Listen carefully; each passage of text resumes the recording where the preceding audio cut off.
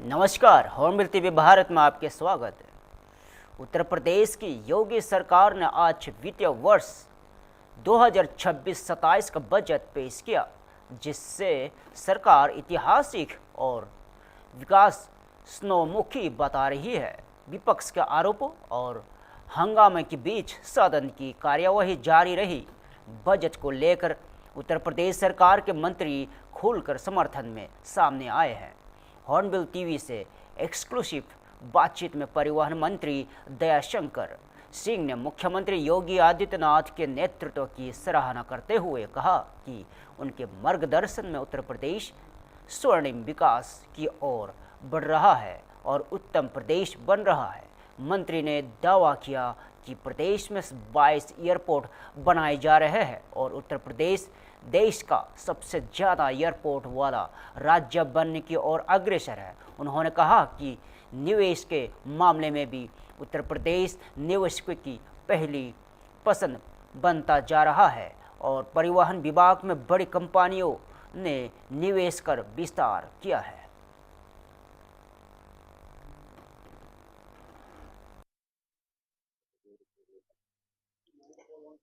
देखिए, विपक्ष का बस केवल किसी भी अच्छा कार्य का विरोध करना विपक्ष का लक्ष्य हो गया है, क्योंकि विपक्ष जो काम अपने समय में नहीं किया, वो अब योगी जी के नेतृत्व में आज उत्तर प्रदेश का जो सर्वांगीण विकास हो रहा है, आज उत्तर प्रदेश उत्तम प्रदेश बन रहा है। दुनिया के लोग आज आकर के उत्तर प्रदेश में निवेश कर रहे हैं। इससे उन लोगों को अच्छा नहीं लग रहा है। दुनिया की सबसे बड़ी मोबाइल बनाने वाली कंपनी सैमसंग आज चाइना से अपना उत्पादन बंद करके नोएडा में अपना उत्पादन कर रही है। दुनिया का सबसे बड़ा जो है एयरपोर्ट जो है जेवर में बन करके तैयार हो गया है। इस बजट में भी उसको 5 लेन करने के लिए जो है 700 कुछ करोड़ रुपया जो है व्यवस्था किया गया है। तो इन लोगों को दर्द महसूस हो रहा है, क्योंकि इन लोगों के समय में सफाई में एयरपोर्ट बनता था, जो केवल एक परिवार को आने जाने की सुविधा प्रदान करता था। और आज जो है योगी जी ऐसा एयरपोर्ट बना रहे हैं कि आज दुनिया देख रही है कि जेवर में अंतर्राष्ट्रीय हवाई अड्डा जो आज भारत उस पर गर्व कर रहा है। आज एक्सप्रेसवे बनने वाला जो भारत का सबसे बड़ा प्रदेश उत्तर प्रदेश है। आज 13 हमारे यहाँ एक्सप्रेसवे हैं, ये सबसे बड़ा। आज एयर कनेक्टिविटी में 22 जो है एयरपोर्ट जो है आज उत्तर प्रदेश बन रहा है। आज जो है पूरे भारत में सबसे बड़ा एयरपोर्ट बनने वाला प्रदेश हो गया है। आज जो है इन्वेस्टर सबसे ज्यादा कहीं आज आकर्षित हैं तो उत्तर प्रदेश में है, जहाँ 40 लाख करोड़ से ज्यादा का लोगों ने निवेश किया है। बड़ी बड़ी कंपनियां मेरी विभाग से आप देखिए, आज जो है लीलैंड कंपनी जो हिंदुजा की है, आज जो है लखनऊ में आज बन करके तैयार हो गई। एक साल में, अभी 1 महीना पहले ही उसका जो है शुभारंभ हुआ है और उसका वो और एक्सटेंशन करा रहे। अभी 5000 बसें बनाएंगे एक साल में, अब कह रहे मैं 10,000 बनाऊंगा। लोगों में इतना जो है उत्तर प्रदेश के प्रति जो आस्था बढ़ी है, जो आज कानून का राज स्थापित किए हैं योगी जी, इसलिए ये आप इस बजट में भी आप देखें एमएसएमई को बढ़ावा दिया गया है कि लोगों को रोजगार मिले और हर जिले को जो हमारा ओडीओपी है उसको आगे बढ़ाने के लिए इसमें व्यवस्था किया गया है। हमारे ईबी पॉलिसी में आप देखिए 400 करोड़ रुपया मुझे मिला है, 50 करोड़ रुपया हमको जो है इलेक्ट्रिक चार्जिंग के लिए मिला है। जहां हमारे ज़्यादा दुर्घटनाएं हो रही हैं उसको रोकने के लिए 50 करोड़ मिला है। तो जहां पर आवश्यकता है उत्तर प्रदेश को, उसको इसमें समावेश किया गया है। उत्तर प्रदेश विकसित उत्तर प्रदेश बने और 2047 में भारत विकसित देश बने, उसमें उत्तर प्रदेश का योगदान सबसे ज्यादा हो, इसके लिए बजट बना। तो वही कैबिनेट मंत्री अनिल राजभर ने भी बजट को लेकर सरकार की उपलब्धियां गिनाई।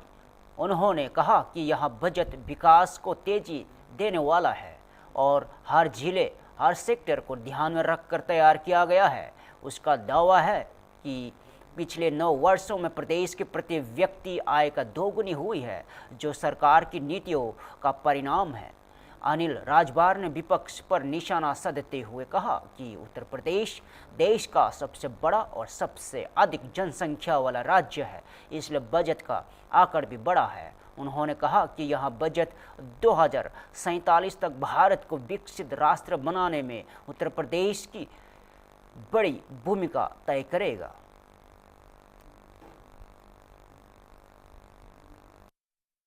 तरीके से गति देने वाला बजट है। प्रतिपक्ष को ये परेशानी है कि उत्तर प्रदेश की सरकार ने पाकिस्तान और बांग्लादेश से भी बड़ा बजट प्रस्तुत किया। देश का सबसे बड़ा प्रदेश और सबसे ज्यादा लोग यहां पर रहते हैं, सबसे ज्यादा पॉपुलेशन है, जनसंख्या सबसे ज्यादा, तो हमें संसाधन की भी व्यवस्था करनी है। उत्तर प्रदेश को सर्वोत्तम प्रदेश बनाने का हमारा संकल्प है। $1 ट्रिलियन इकोनॉमी के लक्ष्य के साथ हम काम कर रहे हैं। विकसित भारत के साथ साथ उत्तर प्रदेश को विकसित हमें प्रदेश बनाना, तो हमें संसाधन तो इकट्ठा करना पड़ेगा ना। आप देखिए कितना बड़ा काम है, कभी कोई सपने में भी नहीं सोच सकता था, वो काम सरकार ने किया है।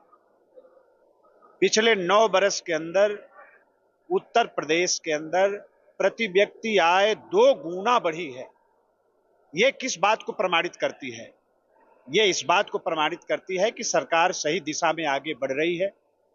उत्तर प्रदेश वासियों के सपनों को साकार करने का जो सरकार का संकल्प है, उसको पूरा करने के लिए एक मजबूत कदम इस बजट के माध्यम से सरकार ने आगे बढ़ाया है। इंफ्रास्ट्रक्चर पे बड़ा बजट खर्च किया, रोजगार की संभावनाएं बढ़ेंगी। देखिए, बिना इंफ्रास्ट्रक्चर डेवलपमेंट के आप जो रोजगार के जो सृजन का सवाल है, हम औद्योगिक पार्क की तरफ आगे बढ़ रहे हैं, हम रोड कनेक्टिविटी को और आगे और समृद्ध करना चाहते हैं, उसको सुदृढ़ करना चाहते हैं।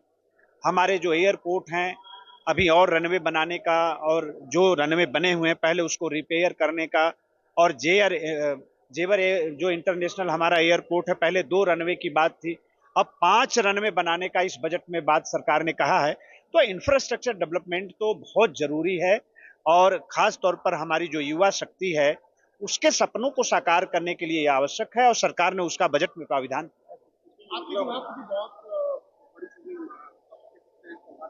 हाँ बिल्कुल, देखिए जो गांव देहात के हमारे श्रमिक शहर में आते हैं, फुटपाथ पर सोते हैं, तो ऐसा अब आपको आने वाले दिनों में उत्तर प्रदेश के अंदर नहीं देखने को मिलेगा। हम सराय योजना लेके आए हैं, हम लेबर अड्डों को विकसित करने जा रहे हैं, उनको रहने की व्यवस्था करने जा रहे हैं, हम हॉस्टल बनाने जा रहे हैं उनके लिए, अपने श्रमिकों को भोजन की व्यवस्था करने जा रहे हैं, उनके जलपान की व्यवस्था करने जा रहे हैं। हर प्रकार के सुविधाओं के साथ हम लेबर अड्डों को विकसित करेंगे, तो श्रमिकों का बहुत भला होने वाला है। मनरेगा समाप्त कर दिया, कांग्रेस के अजय राय आरोप लगा रहे हैं। अजय राय को कुछ पता नहीं है। क्या है कि मनरेगा के जगह जी राम जी जो कानून बनाया श्रद्धेय श्री मोदी जी की सरकार ने, तो बापू को भी सच्ची श्रद्धांजलि है। और कांग्रेस पार्टी और अजय राय और उनके लोगों से हम लोग कहना चाहते हैं कि गांधी परिवार से सैकड़ों योजनाएं चली, और एक भगवान राम के नाम से योजना सरकार ने चला दिया, तो पूरा पहाड़ सर पे लेके घूम रहे। गारंटी देखिए, पहले 100 दिन मनरेगा रोजगार देता था, अब जी राम जी 125 दिन, ब्याज सहित बेरोजगारी भत्ता, ब्याज सहित अगर मजदूरी देर से दे रहे हैं तो ब्याज सहित मजदूरी देनी पड़ेगी। तो एक तरीके से हमारे जो गांव क्षेत्र में रहने वाले श्रमिक हैं, ये उनके मनोबल को बहुत आगे बढ़ाने वाला ये फैसला है, और उनके जीवन यापन में कितनी सुविधा आएगी आप इसकी कल्पना नहीं कर सकते। उत्तर प्रदेश के मुख्यमंत्री योगी आदित्यनाथ ने 2026-27 के बजट को लेकर बड़ा बयान दिया है। मुख्यमंत्री ने कहा है कि इस बजट में 47,565 करोड़ रुपए से अधिक की धनराशि केवल नई योजनाओं के लिए प्रस्तावित की गई है। सीएम योगी ने बताया कि 2 लाख करोड़ रुपए से अधिक की राशि पूंजीगत व्यय के लिए रखी गई है, और उनका कहना है कि पूंजीगत व्यय अर्थव्यवस्था को मजबूत करने में अहम भूमिका निभाता है, और इसी से बड़े पैमाने पर रोजगार सृजन होता है। मुख्यमंत्री ने यहां भी कहा कि यहां उनकी सरकार का 10वां बजट है और उत्तर प्रदेश जैसे बड़े राज्य में पहली बार किसी मुख्यमंत्री को 10 बजट पेश करने का अवसर मिला है। उन्होंने इसे सुशासन, स्थिरता और विकास की निरंतरता का प्रतीक बताया और सीएम योगी के मुताबिक यह बजट प्रदेश को नई ऊंचाइयों पर ले जाने और विकास की रफ्तार को और तेज करने वाला है। बजट की जो हाइलाइट्स हैं, जो आपने देखा है, इसमें 43,565 करोड़ रुपए से अधिक की धनराशि केवल नई योजनाओं के लिए इस बजट में उसमें प्रस्तावित की गई है।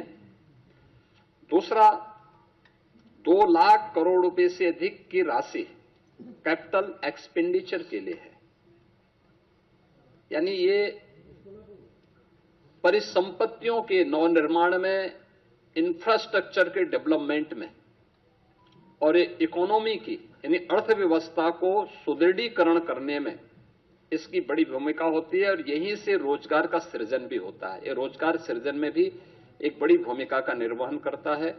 ये बजट का मुख्य हाइलाइट्स है। आपने इस चीज को बजट में देखा होगा, बजट भाषण जब वित्त मंत्री जी पढ़ रहे थे तो उस समय भी आपने इस बात को गौर किया होगा कि बजट में जो हमारी एफआरबीएम की सीमा है, यानी पिछले 9 वर्ष में ये हमारी सरकार का 10वां बजट है और पहली बार हुआ है जब किसी मुख्यमंत्री को 10वां बजट प्रस्तुत करने का अवसर प्राप्त हुआ है यूपी जैसे राज्य में। उत्तर प्रदेश के मुख्यमंत्री योगी आदित्यनाथ ने रोजगार को लेकर बड़ा दावा किया है। सीएम योगी ने कहा है कि राज्य में बेरोजगारी दर को घटाकर 2.24% से नीचे लाने में सरकार सफल हुई है।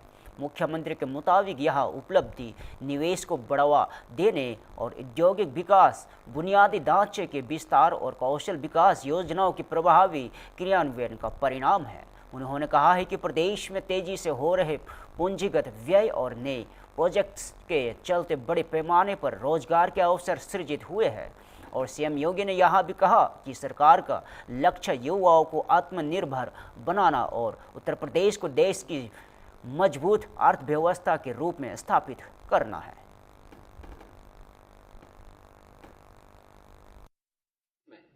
अब अनएम्प्लॉयमेंट जो रेट है इसको हम 2.24% तक के नीचे लेके आने में सफल हुए हैं। यह स्थिति 2017 के पहले यह लगभग 17 से 19% तक था। आज इसको हम नीचे करने में सफल हुए हैं। जॉब लेड ग्रोथ को लेकर के हम लोगों ने इस पूरे बजट की जो हमारी सोच है, युवाओं के प्रति समर्पित भाव के साथ जो भी ग्रोथ हो वह उनके एम्प्लॉयमेंट को लेकर के भी हो और युवाओं के एम्प्लॉयमेंट पर विशेष रूप से ध्यान देते हुए एमएसएमई, स्टार्टअप, ओडीओपी और स्थानीय उद्यमियों को विकसित करते हुए बृहद निवेश की नई योजना के साथ उत्तर प्रदेश को इन्वेस्टमेंट डेस्टिनेशन के साथ एम्प्लॉयमेंट जनरेटर के रूप में भी एक बड़ी भूमिका के साथ आगे बढ़ाने का तय। और इसके लिए आपने बजट में इन चीजों को देखा होगा, कैसे उत्तर प्रदेश ने अब उस दिशा में कार्य करना प्रारंभ किया। इमर्जिंग टेक्नोलॉजी को लेकर के आज जो बड़ी घोषणाएं हुई हैं, उन बड़ी घोषणाओं में जो बहुत महत्वपूर्ण सेक्टर है कि उत्तर प्रदेश सरकार जहां पे चल रहा है, आपने देखा होगा उत्तर प्रदेश राज्य में हमेशा इस बात को देखने को मिलता था कि अलग अलग विभाग अलग अलग समय में अलग अलग डाटा प्रस्तुत करते थे। हमारी सरकार ने तय किया है कि हम यूपी के अंदर एक स्टेट डाटा अथॉरिटी का गठन करेंगे। State data authority Uttar Pradesh के अंदर रियल टाइम डाटा और उसकी रियल टाइम मॉनिटरिंग के साथ साथ उसके लिए भविष्य की योजनाओं को आगे बढ़ाने में भी एक बड़ी भूमिका का निर्वहन करेगा। बजट की जो हाइलाइट्स हैं उनमें से ये भी है। दूसरा, इमर्जिंग टेक्नोलॉजी के लिए आर्टिफिशियल इंटेलिजेंस या अन्य सेक्टर में कार्य करने के लिए डाटा सेंटर क्लस्टर की स्थापना, यह भी बजट में इसका प्रावधान, इसके लिए भी धनराशि की व्यवस्था की गई है।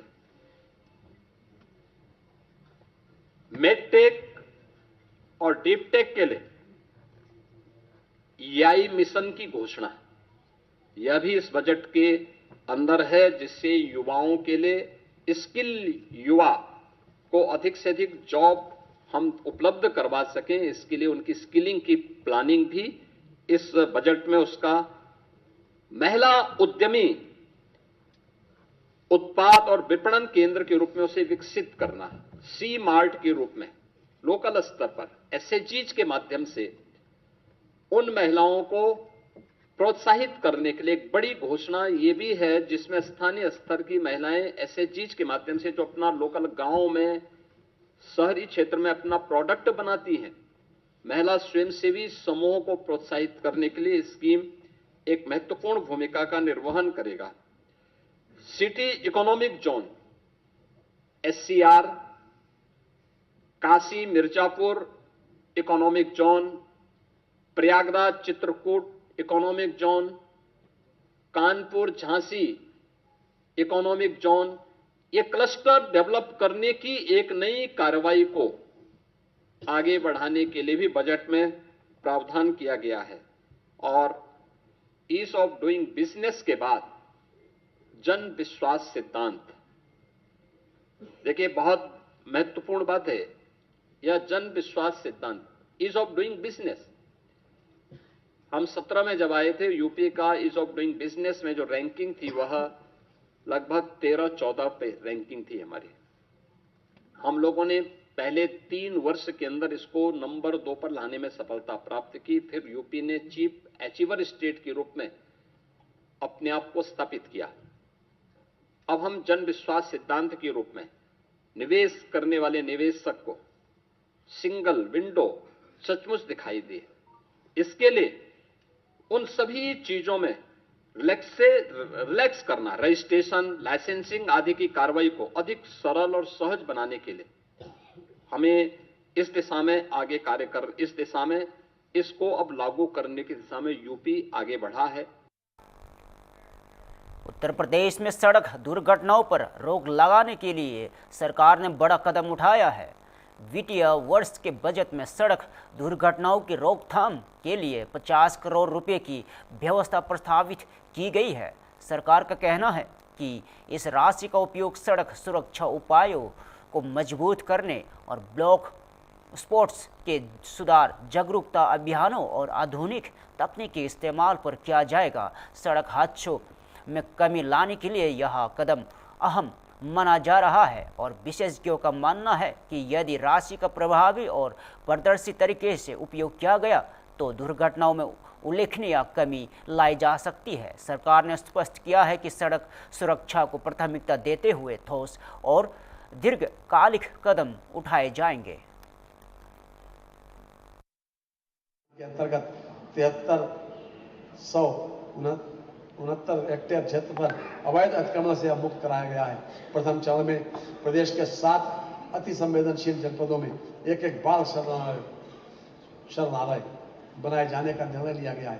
प्रदेश में डिजास्टर रिस्क रिडक्शन कार्यक्रम को सुदृढ़ बनाने हेतु संयुक्त राष्ट्र विकास कार्यक्रम के साथ दिनांक 16 जुलाई 2025 को समझौता ज्ञापन हस्ताक्षरित किया गया। परिवहन बस बेड़े के सुदृढ़ीकरण हेतु EV बस के लिए 400 करोड़ रुपए, बस अड्डों के निर्माण हेतु 150 करोड़ रुपए की व्यवस्था प्रस्तावित। मुख्यमंत्री जीरो फर्टिलिटी विजन योजना दुर्घटनाओं की रोकथाम व दुर्घटना पर पश्चात कार्रवाई हेतु 50 करोड़ रुपए की व्यवस्था प्रस्तावित है।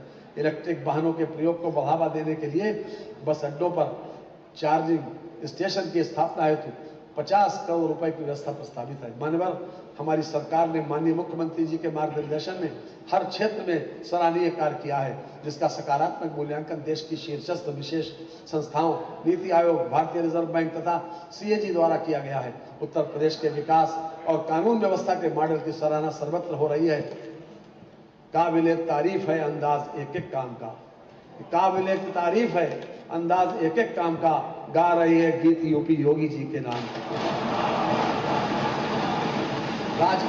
राजकोषीय सेवाएं, राज्य वस्तु एवं सेवा कर तथा मूल्य संवर्धित कर, राज्य वस्तु एवं सेवा कर तथा मूल्य संवर्धित कर से राजस्व संग्रह का लक्ष्य 1,49,956 करोड़ रुपए निर्धारित किया गया है। आबकारी शुल्क से राजस्व संग्रह का लक्ष्य 71,278 करोड़ रुपए निर्धारित किया गया है। स्टाम्प एवं पंजीकरण से राजस्व संग्रह का लक्ष्य 43,802 करोड़ रुपए निर्धारित किया गया है। वाहन कर से राजस्व संग्रह का लक्ष्य 15,808 करोड़ रुपए निर्धारित किया गया है।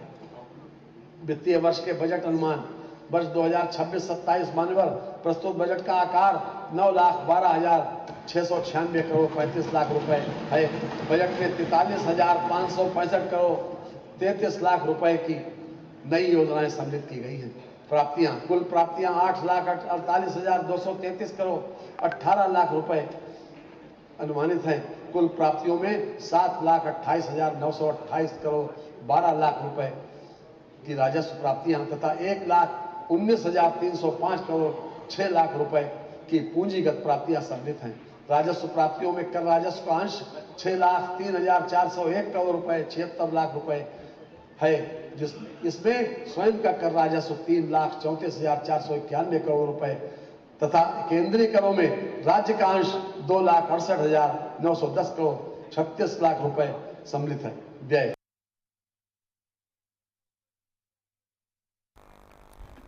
फिलहाल के लिए इतना ही। ताज़ा खबर देखते रहिए होम टीवी भारत।